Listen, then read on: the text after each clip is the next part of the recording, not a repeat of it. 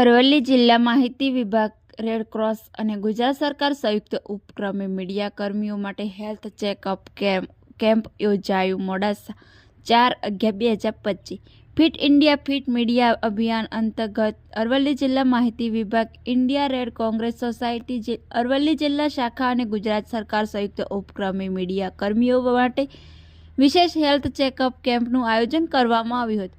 આ camp Indian red cross સોસાયટીમાં મોડાસા ખાતે યોજાયો હતો. આ કાર્યક્રમમાં અરવલ્લી જિલ્લામાં બહોળી સંખ્યામાં પત્રકારો તથા મીડિયા કર્મીઓએ ઉત્સાહપૂર્વક ભાગ લીધો હતો અને તેમનું બોડી ચેકઅપ કરાવ્યું હતું.